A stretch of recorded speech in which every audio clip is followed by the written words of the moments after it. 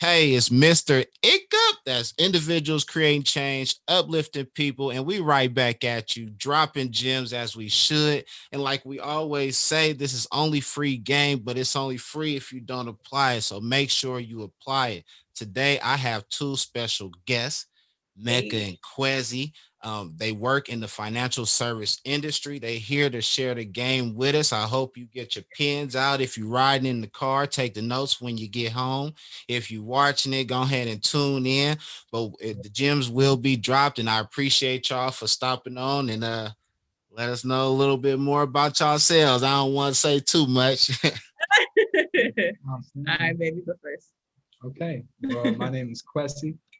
As the gentleman so wonderfully said, I have been involved in what's called the financial service industry for almost 2 years now. It's been an incredible journey.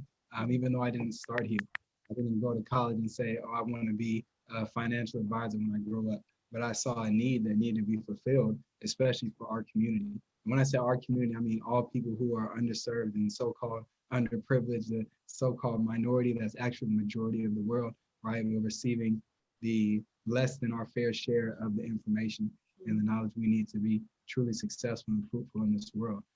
So again, my name is Quessy, and I fight for freedom in the financial service industry.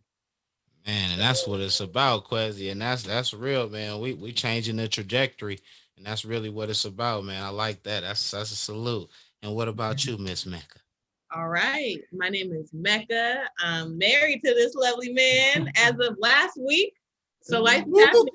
happening.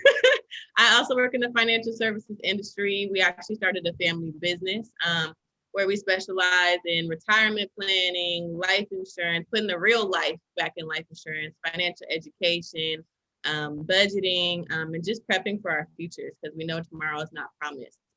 Similar to him, I didn't start off in this field. I didn't wake up one day and was like, oh, yeah, I think I want to just work with money. I actually had a lot of trauma around money growing up, didn't really know much about it, but always knew I wanted to be an entrepreneur. I've been kind of dabbling in business ownership since I was in college because I realized these jobs was not going to pay me my worth. So I always had some type of hustle going. And then really went full forth with it in like 2017, doing like media and production. Was making some nice money, realized I didn't know what the heck I was doing with that money. Had nothing to show for it. And when we started dating, he kind of embarked on this journey and helped me out a lot along the way. So fast forward to COVID-19, we decided to put our heads together and build something that's going to last longer than we're even around. So we're excited to Man, be. that's big. That's big. That's big. And you know what? That's good about y'all too, because they say in this industry when a couple does it together, it's a more high likely chance that they'll be successful in this business. So man, y'all on the right path with that, and I salute that. Yeah. I really I see it, and that's why I'm like, hold on, this is the movement that we need to be pushing. Working together. And I see how you was talking about, still having those different offices, but still getting the work done. I like that. Yes. Oh, we're gonna touch on that. Don't let us get started with the Hey, living yeah, together. yeah, for sure, for sure, for sure. So, what's one thing that like has opened your eyes, and one thing that you want the people to know, especially about like financial planning and even having life insurance in place? Because us, our people, they look at life insurance like, oh, I don't want to get that. I don't want nobody else to eat off me, and but then they don't know the different ways that it could benefit them while they're here. So, you know, Absolutely. what Absolutely. what was it? What was like your big aha? As far as getting into the industry and what you're doing for the people and what you saw. Absolutely. And I'll start off by saying I've also heard that before, right, from my own parents, right? I remember when I sat down and shared this information with my mother, and one of the first things she said was, I don't want anybody to get rich when I die. And To be your own people. yeah, and I mean, like, I'd be a liar to say I don't understand, but also that's one of the most selfish thoughts we can possibly have as human beings. Like, I don't want somebody to benefit from something that's going to happen naturally anyway, right? And it's so ironic because the funeral home is going to get richer, right? The chicken spot, the cater, the wake is going to get richer, right? The person who makes the flowers that's right near the cemetery is going to get richer. Why would we want to give that money to everybody except our family, right? It just goes to show why the dollar stays in the Black community for like 6 hours compared to 30 days for the Asian American community, right? Because Right. slavery just impacted us so much. And I don't want to go too deep into that because I know it's like slavery and life insurance, two things Black people hate to talk about, right? So you put them in the same sentence. 30 people just logged off this call, right? But No. people stuck around. Oh, no, go ahead. No, I'm saying that's real because I even tell my friends, I'm like, listen, do y'all know back in the day when they first started these insurance companies, they was putting it on us working in the cotton fields, the owners, they was putting it on us because they knew how valuable we were to picking their cotton for them doing it, running their business. So I'm like, do you know how valuable they seen us? But we don't put the insurance on ourselves to show how valuable we are to our families. Yeah, And seriously. this a little one y'all could use too, because I tell people I'm no rocket scientist, but I know 2 out of 2 people gonna pass away. Oh, where is who? Hold on, let me go start right And now. that's You really got good. the lines.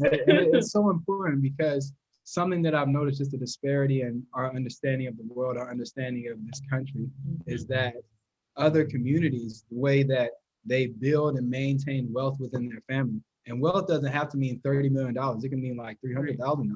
It can mean not having a mortgage or a down payment on your home, right? It can mean owning your car instead of renting it, right? Just so many things that bring wealth into our lives, at least materially. And why would we not want to give our family an equal shot at getting a level playing field, right? With something as simple, we're not even saying you have to go out and work hard, right? A lot of us already work hard, but in depth, right? Like all of us die anyway. And another thing I've noticed is that it's like 60 or 70% of Americans overprice life insurance. Like they think it's so much more expensive than it actually is. When in reality, I have $1 million policy on my life for about $50 a month, right? $1 million, that means that when I die, $1 million is guaranteed to go to my family for about $50 a month. And it's like, even if I die in 30 years, right? Like I'm not gonna pay $1 million into that policy, putting in freaking $50 a month. And it's just creating that understanding. Like maybe you might be in a position where you can't afford an extra $30 a month for some life insurance that you don't think is valuable anyway. Well, can you afford a dollar a day, right? Because there are 30 days in a month. Can you afford $1 a day? Can you afford to not buy that Starbucks coffee? Because that money's going somewhere, right? Exactly. If it's not going towards you, it's going towards somebody else in their family. And it's like, damn, like how? So anyway, that was one of the first things that happened for me because I didn't come from this industry. I didn't come from a family that talks a lot about money, at least in a positive light. I have trauma stories around money just like everybody else. The only difference is I decided to change. I decided to do something about it because I noticed if I kept living in the shadow of my traumas, then I would never get free. And I would never have the things that I and my family deserve, especially when it comes to understanding how money works. Right? Now that was real talk right there. That was real talk, Quez. I like that. So what was your aha moment, or you would say, Mecca, and you're in the industry for you? Well, I'm gonna be honest with you and saying that I did not want to be in this industry at all. I wanted to benefit from being educated and having my own finances together. I wanted to support him, so I would, come to a training here or there, read a couple books. He sent me some articles. I'm a forever student. That's just how I've always been. So I got random certificates and degrees and all types of stuff. And but something about it, I was like, you know what? I don't see myself doing this full time. I see people wearing suits and the ladies got the skirts down to their ankles. I don't got time for it. I'm an artist. I was like, I want to be free. I want to buy my crystals. I want to do the whole nine.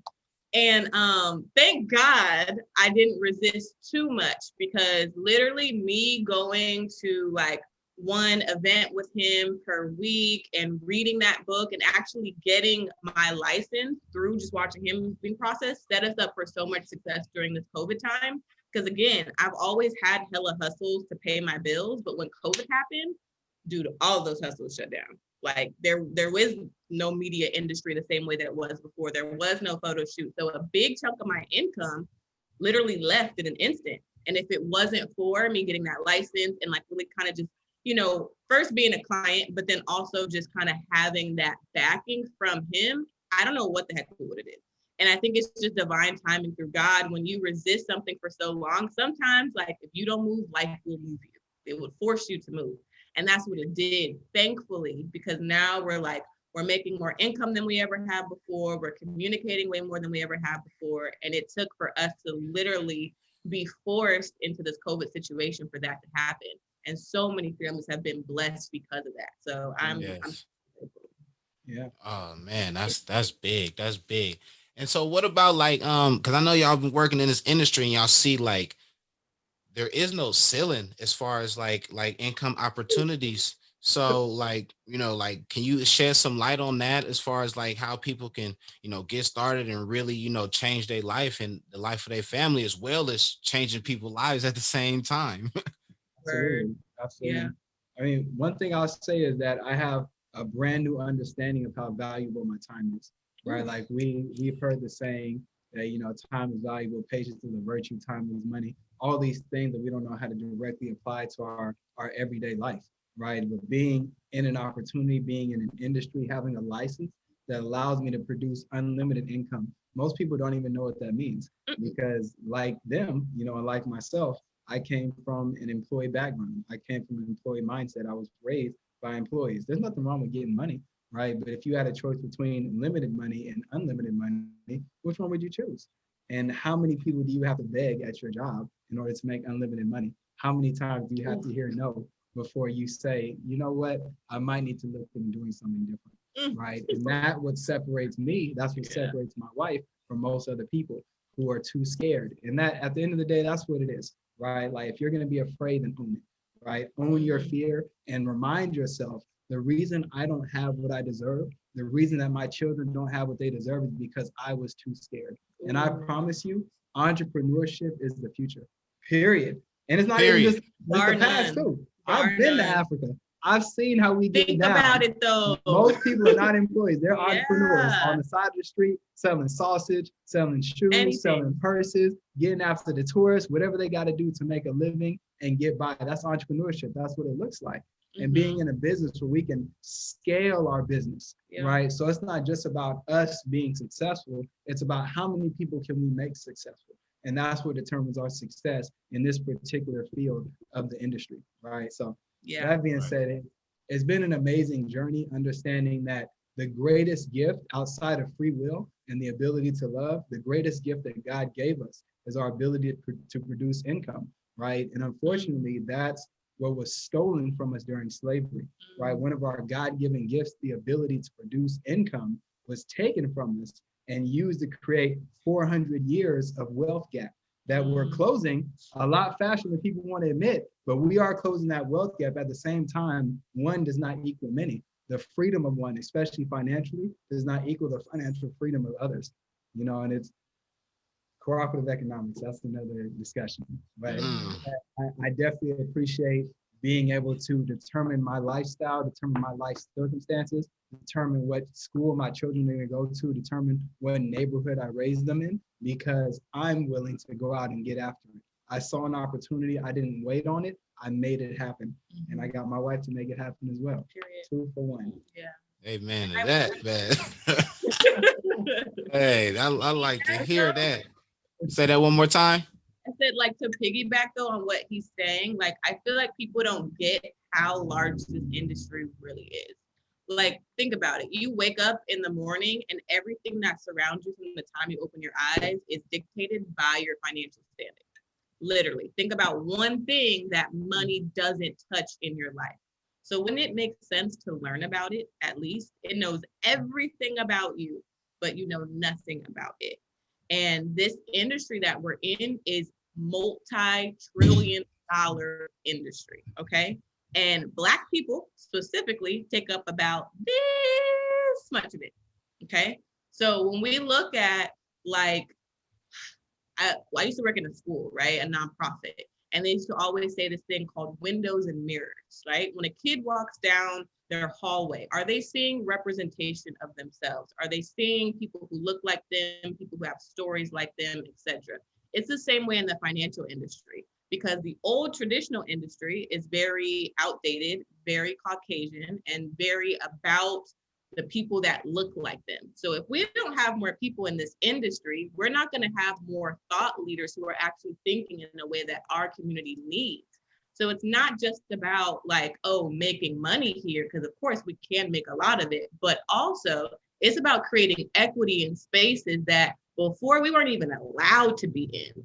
And now it's like literally they will pay you hundreds of thousands of dollars just to show up, learn, and help your grandma and your auntie and your cousin who you already need to be helping anyways. So everyone literally wins. And I think there's a lot of misconceptions about the industry itself that even I had, right? Like, oh, it has to be stuffy. Oh, you don't get any days off, or oh, you got to do a bunch of like cold calls, or it's like so much work. Like, it's really not. Like, you can really set up your own schedule with a lot of these different firms. You can really learn at your own pace, but really it's about learning, starting somewhere. And so I know there's probably a lot of people who listen to you and who are like, man, I always see him posting, or I always see him make a posting. Like, what do they really do? Like, just hit us up and find out. Like, find out how it can fit in your lifestyle. Because even if it's not for you to make money, you should be learning this stuff because it's controlling your life, whether you know it or not. So you might as well learn about it so that way you can take your power back. That's that, yeah. Learn about it so you can take your power back, man. That's deep. Listen, I done wrote down so many notes over here. Y'all just been dropping these gems on me. Like I said, I hope y'all listening over here because they are dropping these gems, and gems like this don't come all the time. So listen, like I said, take y'all notes. What else is like something else that somebody needs to know about just retirement planning? It's never too early to start saving, but it can definitely be too late. That's what people need to know about retirement planning, right? And this is a conversation that I wish I would have had in college, right? And it's so like, I was one of those students who I wasn't very good at sports, right? I wasn't very good with women, but I was always good with academics. I was always good with school from as far back as I can remember. So I made it my mission that if I don't win anywhere else, I'm going to win in school. And what I didn't realize is I was a rat caught in the wheel. I just ran a little bit faster than the other rats, but I was running in the same wheel. And I wasn't really going anywhere other than what our traditional, if you want to call it an education system, miseducation system, was guiding me towards, which is go to school, get good grades, go to college, get about $50,000, $60,000 in debt, and then graduate and spend the rest of your life paying off that debt. So you can't afford to buy a home. You can't afford to send your kids to a good college without them gaining some debt as well. And I didn't understand what it meant to work for somebody for the rest of my life and not have an exit plan, to not be saving for retirement. And I didn't learn for almost too long that that's slavery, right? Like to work indefinitely, to earn less than I know I deserved, to deal with other people's crap, and to not have an exit plan for when I'm going to have to stop doing something that makes me so freaking miserable. And I'm not that person who's like, I've hated every job that I've had, but I've hated every job that I didn't own. I can tell you that.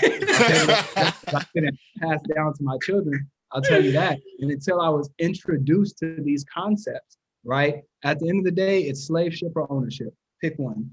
Pick which ship you want to be on, slave ship or ownership. And I decided once I identified that I was on the slave ship, it's so crazy because we out here near the Silicon Valley, right? And people get hyped. Man, I just got a job at Facebook.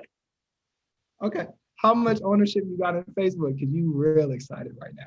You real excited. How many times you have to negotiate and renegotiate your salary because you real excited? Do you want to work for Facebook or do you want to be Facebook? Some people want to work for Facebook. That's fine. They can stay from around me. I'll help them set up their retirement.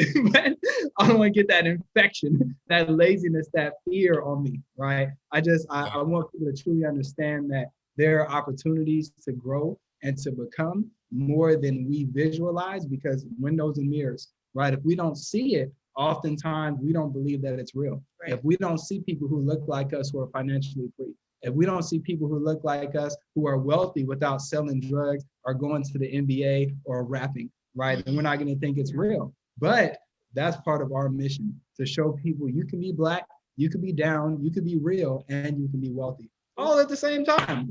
My wife ain't even white. She a Black woman. I'm already winning. Okay? We gonna get with it. We gonna get with it. We go get with it, man. I love this, man. We go get with it, man. That's as real as it gets right there. Hiccup. I hope y'all heard that. And my wife ain't white, man. It's a Black woman. Hey, y'all heard that, man. Gems all day, man. This is good, man. I love it. So you follow piggyback on that too, Mecca. So many things, so many things. Well, I want to go back to the root of the question though, for some people who missed it. Okay. Okay. So he's asking about retirement planning. Retirement. Now, That's no, what he I asked love about. what you said, babe. That's I what he love what asked. you said. But I don't even You think know how people, we do it. Yeah, go ahead. Go ahead. Clean I it just up. for the Clean it people up. who don't even know what the heck that means. Because Mm. let's be real. I sit down with some people who are literally in their 40s and 50s and are like, man, I thought I had this thing called a IRA or a 401k, and I maybe be putting $25 a month away into it. Like it's a savings account. Like that's it. That's all it's supposed to do is just be like a little nest egg. No, y'all, like literally this country was set up for us to work for a certain amount of time and then for you to literally use that money so that way you don't have to work anymore, right? It's like the fruits of your labor. Now, if you never planted no seeds, how are you gonna have the fruit? Where's the fruit coming from? And so our people are usually the most miseducated about this. Well, I'll say our people, and like sometimes the most professional people that you know are the most Yes. miseducated. Yes. Some Because people with the most money have no yeah, clue. I've been sitting down with people and they're like, oh my gosh, why I didn't been knew about this? Oh my goodness. mhm. And this is exactly why we'll go to like our local Walmart or mom and pop shop and we see these 70, 80, 90-year-olds still working is because no one helped them to set up things properly. And you know what happens when you turn 65 and you don't got nothing saved? You got your hand out to the government hoping that they can save you. Go back Now, to work. if they can't protect us now, what makes you think they're going to have your best interest at heart at 65, 70 when you're the most vulnerable? What sense does that make? Right? So you're literally setting yourself up for failure. So, and this is not a, a judgment or anything like that, but it's like, y'all, we gotta start being real about what do we want our future to look like.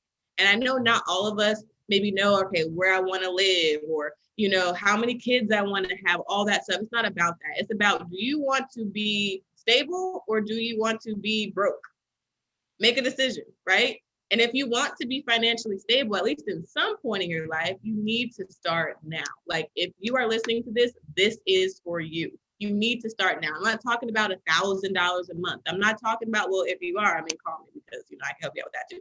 But usually like 75, 100, 150, we can do something that's kind of based on what is your income, what are your expenses, all of that. But you got to start because these systems are not set up for us to win. So we have to know the game and we have to know what to put in place in order to be stable. And just a quick little game that I tell a lot of my my clients when I'm talking down with them. So the government has something called a three-legged stool back in the day, right? So I always tell my ladies, like, look, imagine you at the bar, you are sitting on a bar stool and your purse is right next to you, right? And so these three legs were basically three different financial products that the government said, hey, you need to invest in these. So that way, when you are retired, you can be stable and stay retired, okay?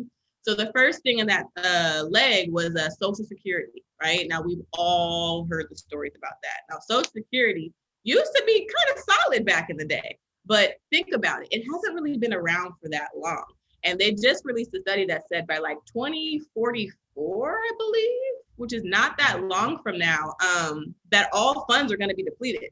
So we can't count on that anymore. Even to like right now, the average amount is like $800 or $900 a month. Like who can really live off of that, right? So boom, that's gone. So us millennials, you can kiss that goodbye. So you're already a little bit wobbly. That next leg of that stool is your pension plan. So your pension plan is like, all right, you work for a job 20, 30 years. They're going to guarantee you a part of your check. But think about this. That's what I call the 40-40 scam.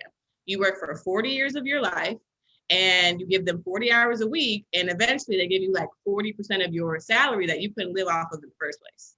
How does that sound? Not horrible. Horrible, right? So that pension plan, only about 4% of companies even offer those anymore because it goes. Imagine this, all right?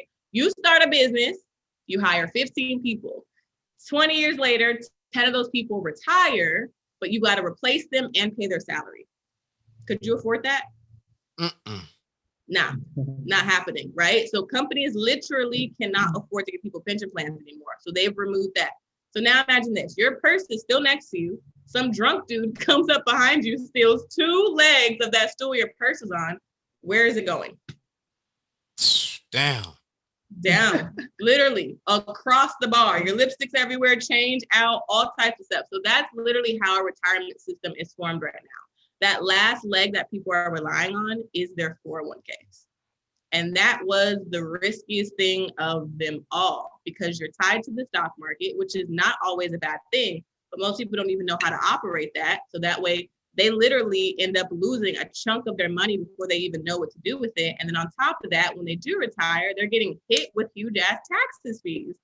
So really, we're all struggling to figure out this system. And before we got into this industry, we thought that's what everyone should be doing.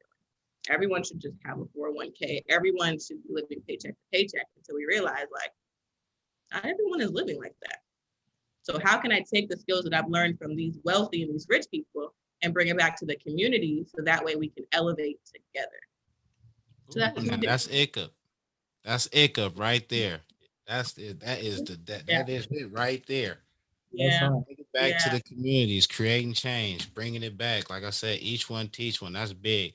Do y'all have a mentor? So I always like to know, do people have a mentor, somebody that taught you, or somebody that you look up to in this financial industry? Yeah, so I think the blessed thing about being in the firm that we're in is that we got aligned with some really good people from the beginning. Even before I wanted anything to do with this business, he had a really close mentor by the name of Ken Carthen, who also has a wife who didn't want to be in business with him. And so we would always have like dinners together and lunches, first on just like the personal tip. And now that we're kind of on this path, it's now business and personal. So we can always like ask them questions and learn from them. But we're also very much open to new ways of thinking, to people who maybe work in other parts of financial education, because I think you need a mentor for almost every part of your life, right? You need one for finance, you need one for health, you need one for spiritual relations, you need one for like all types of people that you should have in your life, because you have different parts of you. So yeah, I think we have, well, at least I can speak for myself, I have a little bit of almost everything, but still growing, I would say. That's cool. I feel that everyone should always have a mentor, someone that they could learn from, someone that tell them that the bumps and bruises that they already went through in the industry. That way you don't have to go through them yourself. So that's always key. Another part of being successful in this business. So that's good that you guys had that. You guys on the right track, man. I appreciate y'all, man, coming on here. Was there anything else that y'all wanted to touch on today? Is there anything else? Oh wow, we did cover a lot. Okay. I mean, I just wanted to know before, so I just wanted to know, was there anything, because I didn't want to leave anything out. I know you did say it was something that you wanted to maybe share with me when we got on here, something that y'all may have did. I don't know, maybe something that y'all recently went through with a client or something. I don't know. Absolutely. And at the end of the day, it's all about adding value. So my biggest intention is that whoever's listening to this receive what they needed to hear, to know that the door is open, because this is a door opener, not a door closer. So we want to make sure that people know that we are a resource that they can come to. I mean, we're not just financial advisors, we're also married, we're also millennials, right? We're also going to be parents in the near future. So there are so many things that we want to help our community heal that's missing. We just decided to give a majority of our energy in this stage of our lives to finances and ultimately financial freedom, all right? Because we know so many people, like, we have a saying in this business that in order to win, it's 10% skill set and 90% mindset, right? In order to win in this business, to become successful. And I truly believe you can apply that to any aspect of your life, any area of your life that you want to be successful in, right? It's 10% skill set and 90% mindset. So what does that mean, right? Everybody can go to bed at the same time and set their alarm clock for the same time in the morning. That's a skill, right? But the mindset is, as soon as that alarm goes off, I'm going to get out of bed, right? That's the mindset portion. And that's what a lot of people are missing, right? Skill set is, I have an opportunity to start a business. I might not know everything I need to know now in order to succeed here, but but I do know that when the student is ready, the teacher will appear, right? That's a skill set. A mindset is, okay, well, I'm actually going to start this business. And that's what most people are missing, right? So we want to be absolutely certain that we're sharing enough value to whoever's listening to this call, because I know there might be 100, 200, maybe 1,000 people who are going to listen to this, and there might be one or two. There might be one or two that are tapped in right now. There might be one or two that are sitting on the edge of their seat, and they're like, man, I have been getting that little itch in my stomach, right? I have been getting that little twinge in the back of my neck that's telling me I'm not living my life the way that I should be. I should be doing something different. I should be doing something more. I should look into my retirement plan. I should look into getting into that part-time entrepreneurship opportunity that can become my full-time freedom opportunity, right? Or I should be looking at my current situation and really analyzing and assessing what needs to change in order for me to have the things that I truly want in life. Because there's so much more out there. And it's unfortunate that, you know, windows and mirrors, again, we don't, for all the so-called African Americans who are listening to this call right now, if we don't see it around us because we're such a communal people, more often than not, we don't think that it's available to us, right? And in the past, I will admit, in the past, structural racism, American capitalism, whatever, there have been blockades. This is 2020. Hello. And I serve a limitless God, not a limited God. I serve a limitless God, and I truly believe that as long as I continue to live a godly life, and as long as I continue to pursue my ultimate destiny, that all kinds of doors will open to me, and the world is my oyster, not the other way around. Not the other. I'm not the pearl in the oyster. I'm cracking that open. Hello? Pearl, Come on, right? man, we cracking that shit open. I'm not the pearl in the oyster. Come on. That boy Quincy got them gems, boy. I swear. Poet over there. Well, I hear you, boy. I hear you. Yeah, and I know, like I said, there might be 1,000 people listening, but only one or two that are really tapped in right now. And if you really, really want to know more information, tap in with us on Instagram. We're going to keep it simple. We all over the internet, but tap in with us on Instagram. I check that the most often. You can find me at kwesi.dreams. That's KWESI.dreams. And if I'm too intense, if I'm too fired up, if I'm too much of a wild child, Sagittarius, burn your ass when you're not looking because you wasn't paying attention when I came with the heat. If I'm too much of that for you, then you can go with my wife. She cool. She like water. She like, you ever seen Bambi? You remember that scene with the river, or like Pocahontas? Just that's Mecca. So you like butterflies, you like nice things. It's true. You like fresh alkaline water. You gotta deal with Mecca because she's cool. For sure, man. Hey, I love it, man. I love it, man. I love it. Man, I listen. Anything you gotta say, Mecca, before we wrap up here? I know you wanna. I know, cause it's kind of hard to come after Quincy because he don't play. There is one thing that I would like her to share about her particular part in this journey, right? Just going for, it doesn't have to be a whole 30-minute story. I know it can be. We're gonna write a book. No, we're good. Let me hear it.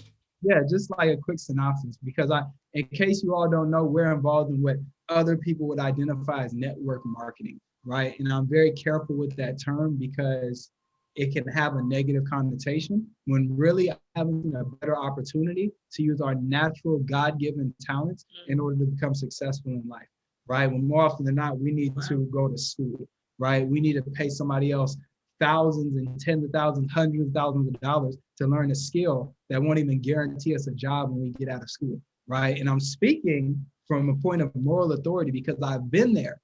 I've been down that path, and I ended up working in hospitality, even though I had a degree in Black Studies, which is a very prideful degree. We'll come back to that. That's a whole nother conversation, but still, come on.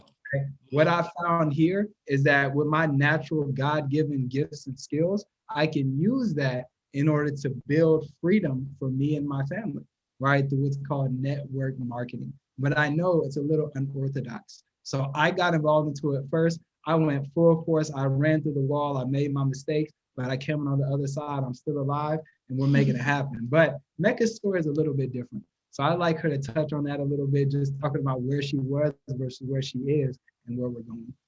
Talk about that, Mecca. Come on. Yeah, like he said, very unorthodox. when he first like got into financial services, I was like, okay, cool, I support you, not my thing, right?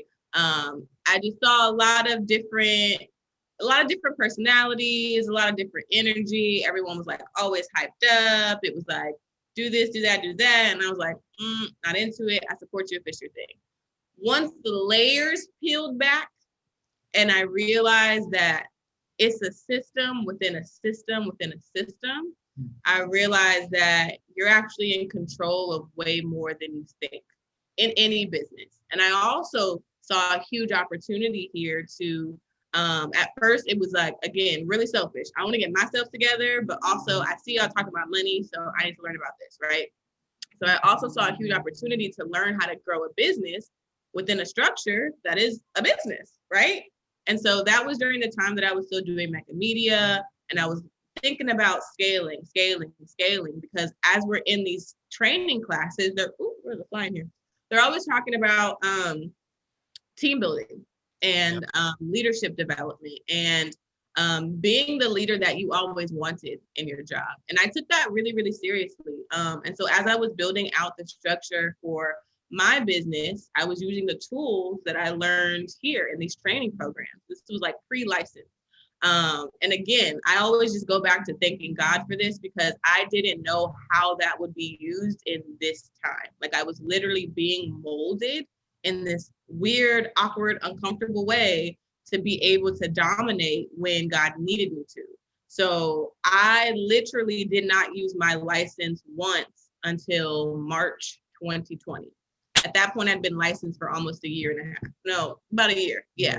So I didn't actually with the L's. I was like, I got the certificate, cool. I didn't know what that meant.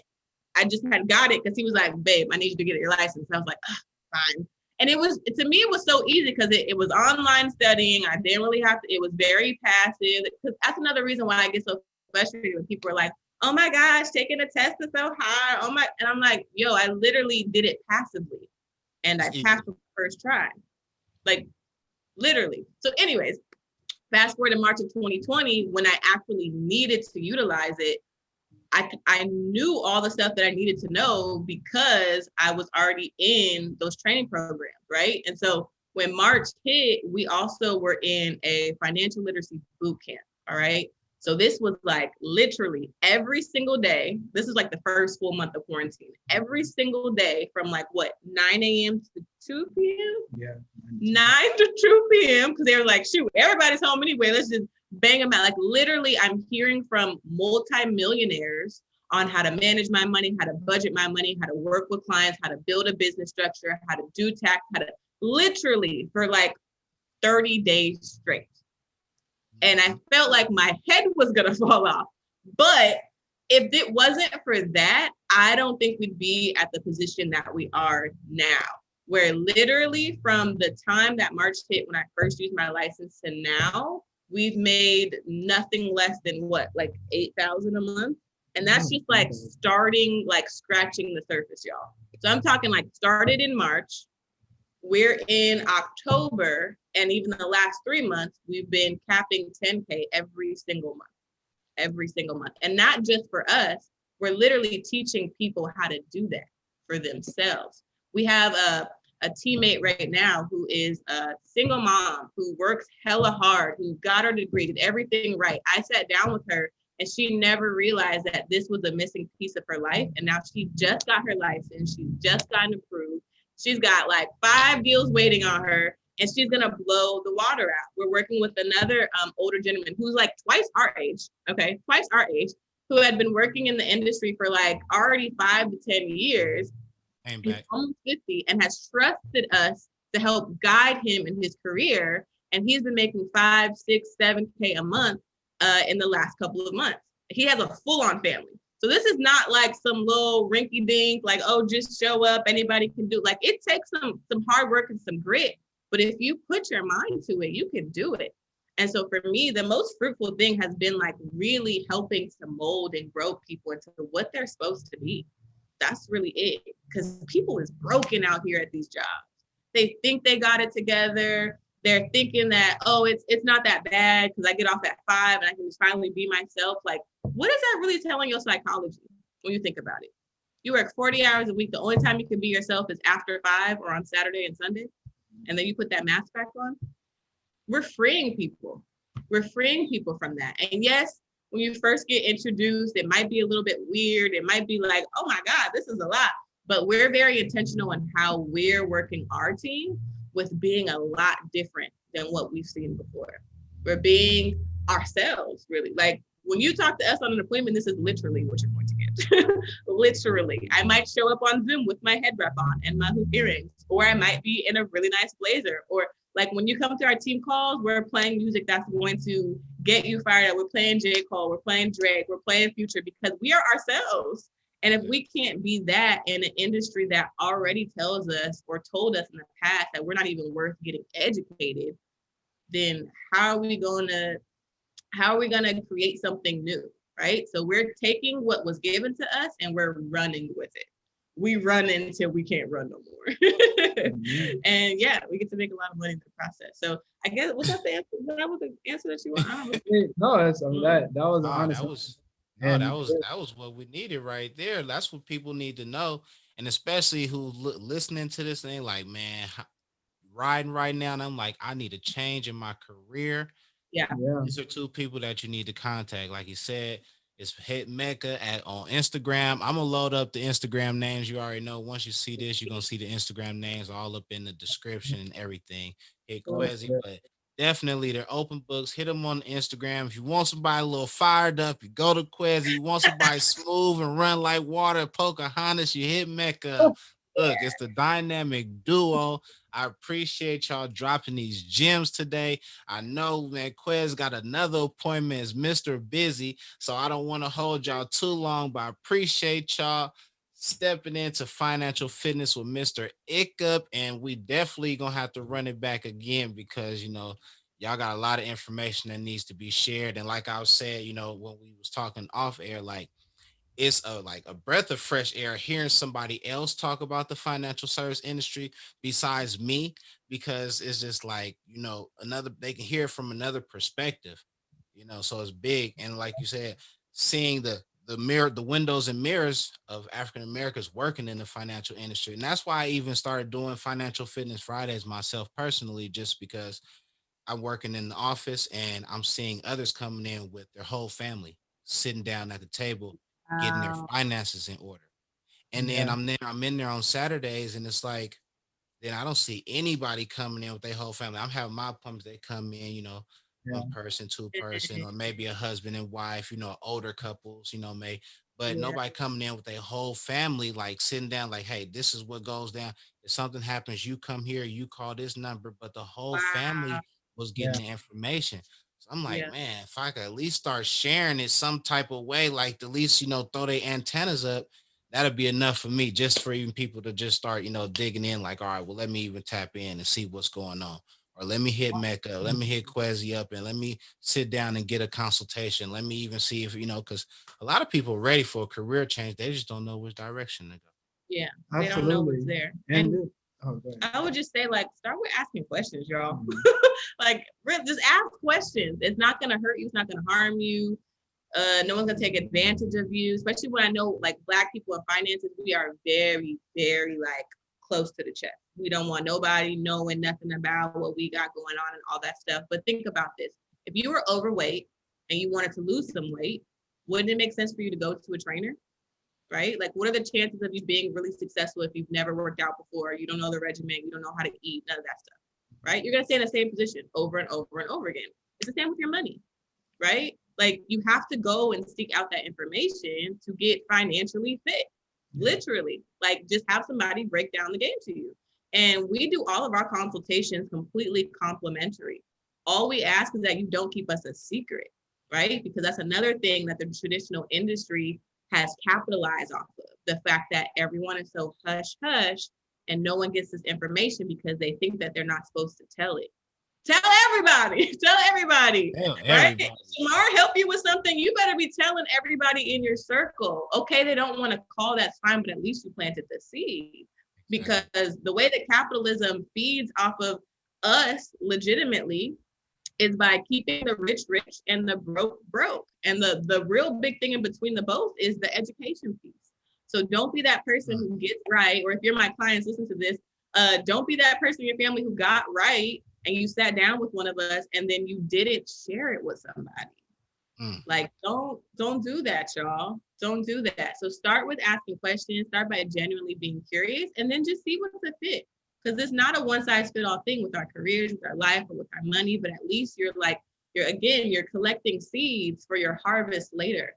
And you never know where those things are going to be planted. I had no idea I was going to use this license and be this fulfilled by giving value in this way. I had no idea. But if I never picked up that seed, I literally wouldn't even be here speaking. Listen, y'all hit them up.